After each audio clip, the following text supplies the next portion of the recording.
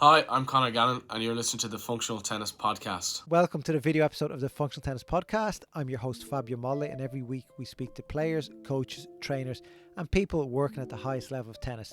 Today, I catch up with Connor Gannon. We've a college tennis mini series with him where we just check in with him, see how life is, how he's getting on, his plans, and how his previous plans have gone. So, today's our third part in this mini series, and we see how Connor got on with Ireland representing Davis Cup in the Bahamas and what else he's been up to, and also plans for the next 5 or 6 weeks.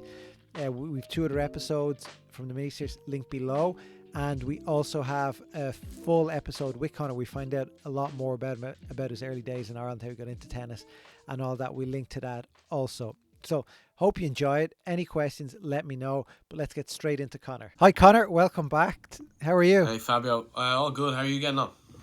Good. It's been about, I don't know, six weeks or so since we last talked, maybe 7 weeks. This is the third in our mini series here of how life is going for you Yeah. at your college tennis. First of all, people want to know more about you. We did an episode about last year where we talked about your own tennis career and your early days, so that's a good episode. And then in the first episode of this college series, we covered why you moved and lessons you learned last year at Tennessee, which was quite interesting. And then your last episode, you told us about touching down in Memphis and how the new facilities are, what was going on there, and also you were going off to play Davis Cup. So yeah, interesting to catch up with you. How has life been since we last chatted? Yeah, it's been really good. I'm really enjoying my time here. Meeting loads of new people, loads of new friends. I'm kind of getting adjusted now to the life here, like kind of classes and know the practice schedule and all that, and how practices are run. So everything's kind of come together, which is really good, and I'm really enjoying it so far. Like I'm having a blast over here, which is fantastic.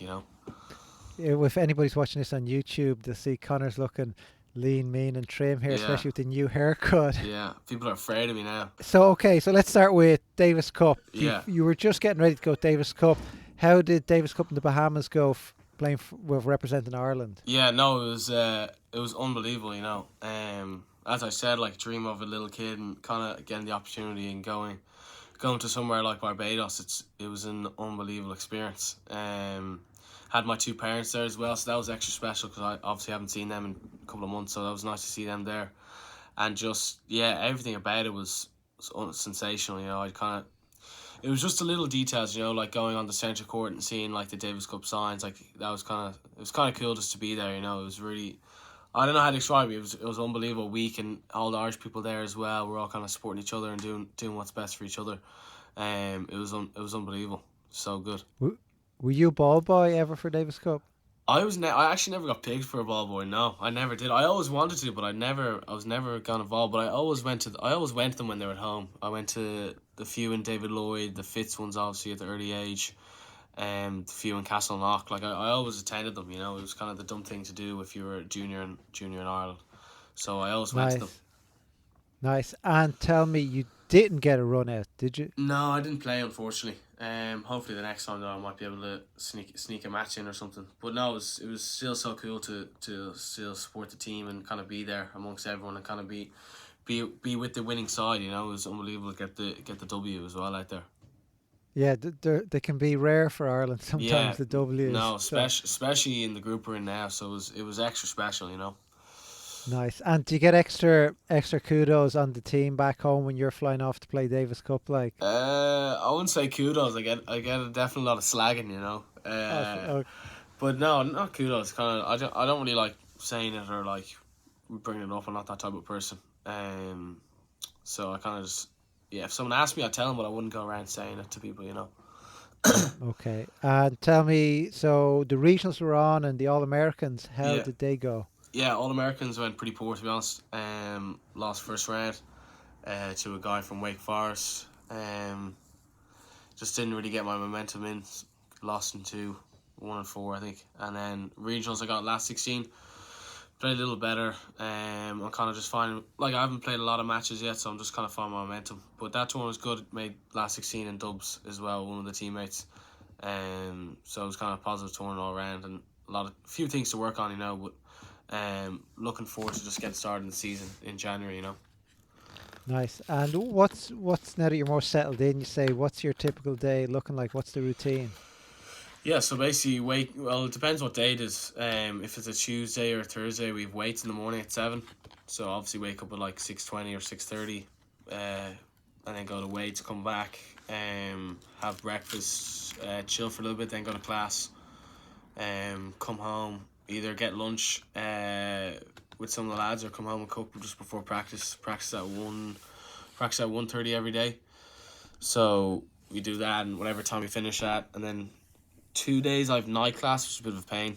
Because after a long day, you're kind of like, oh, like, Yeah. do I want to go to this at 5:30? Ends at like 7.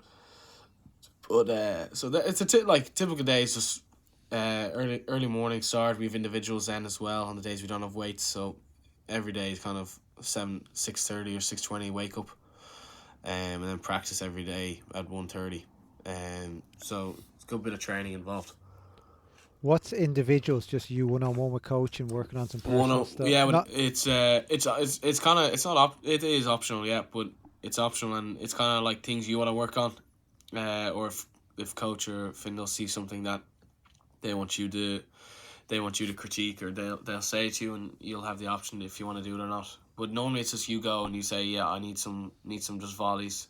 Like I think the other day I just wanted to do some backhands and then just 10 good forehands in a row. And that was me. I think it was only like 20, 25 minutes or 30 minutes. Like you can be there for an hour and a half, you can be there for 10 minutes just hitting serve. Like yeah. it's up to you, which is great. I'm sure you have to control your energy expenditure somewhat. Do you? Be careful where you use it, or are you just all out on everything? No, I think it's pretty much all out and everything. Like I mean, you're used to it though. Like, the first 2 weeks are tough because you're trying to like impress and you're trying to do a lot, so you're using everything. But then you just start to get into it. You kind of enjoy. You don't really like notice you getting tired. Like after the second practice in the day, like you're tired, but you're just enjoying it, because you're with your mates and there's banter flowing, and one of the lads would say like, "Oh, you're gas, like you're done," and then you're trying to prove them wrong. So it's you're not. I don't think you're all out in every session, because you don't want to be just not half-assing it, but kind of like just 50-50. You got to be all in it. So it's True. enjoyable. And is the competition going to spice up between all you team members there? Yeah, it's spicy all the time. Everyone's giving it to each other all the time. Like if we did like a smash drill like a couple of days ago, and with the coach was like, yeah, start chirping, and we all just start like chatting absolute crap at each other, like stuff that like you can't repeat. Just try to make them lose and stuff like that. So, or try to miss this overhead. So there's stuff like that always flown around, but it's good. It's good banter. It's nothing. It's nothing. That's just like match day. So yeah, basically, it's just like getting prepared for match day, which is great. Yeah, and tell me, so you enjoying it? Life over there is good, apart from, I don't know, the tennis, the studying and the classwork. Is there any other? You going off anywhere else? Is there any drinking over there or any of that stuff? No, Fabio, I'm underage here. Can't drink. Okay, I didn't know that. What is it? No, I'm underage. Can't drink over here, Fabio. But I mean, there's loads of stuff to do each night. You can. There's a. I mean, the NBA team, Memphis Grizzlies, is here. So I really want to go to one of them. I think that'd be quite cool. There's loads of soccer games at night everyone goes to. Like, there's loads of stuff going on each night. Like, there was yoga for student athletes last night. Okay. Didn't attend though. But yeah, there's like you're never bored. There's always something to do. Like I always have to do a couple of hours in the study hall each week, so I might have to fill an hour in tonight or something like that. But so you're always busy. You're never. I mean, it's always nice though to have like, I think, like Friday, Saturday, Sundays more like your chill days. You kind of just do the practice, then go home and relax. Like you don't have to, unless you want to do something. Yeah. But yeah, you're always busy. There's always stuff to do. There's always stuff floating around. You're never like I don't think you get bored. Especially with your teammates, they come over and just have the chats, or someone will cook dinner or something like that. Nice. Which is great. Yeah. So you're kept going. And tell me, have you? I know you're not there that long, but Yeah. are you seeing some improvements already? Like, is there any part of your game you say, yeah, you know what, this is paying off here already? Yeah. No, I've definitely learned to enjoy it more. Because I was kind of on the side of like not enjoying tennis and kind of getting frustrated myself on the court and kind of get angry. I think if people didn't know me, like, they know I'm a little bit hot headed, but I've kind of like enjoyed like I kind of like accepted that other people can play well as well. Like they can hit winners as well. Like it's not just myself that. So I've definitely like kind of managed myself better on the court now. I'm enjoying tennis more, and which is a huge part of it. You know, you can't be going on the court sulking every day, Yeah. which I was kind of not doing all the time, but I was doing it sometimes. But I'm definitely enjoying it a lot more. I mean, my forehand and my serve as well has gotten a lot better. I kind of fixed my ball toss because I was struggling with that for a little bit. I mean, it's still not perfect, but I'm doing a lot of serves each week to try to fix that. And my volleys and doubles game, we do a lot of volleys and doubles, so that's kind of improved. Like this week we're doing doubles week, so it's purely just dubs. Like there's no singles involved. Like we're all just working on doubles, which is great. You know, because that's a huge factor in college tennis. Because if you get that doubles point on the board first, it's a huge momentum killer for the other team. So we're focused on doubles this week, which is great. You know. I always notice the guys who come back from the States are always good doubles players. They Yeah. know how to play doubles. They can volley well. They just love playing with anybody's played in the States because they just tell you what to do. If you just do Yeah. it, you win. It's that easy. No, it's it's actually. I mean, it's not simple, but you just kind of learn the fundamentals, and that's what we're doing this week. We're kind of learning like where to place the ball if we're in tricky situations. So it's a great week. Everyone's learning a lot, and we're improving. And we're improving already with our volleys and hands, which is great.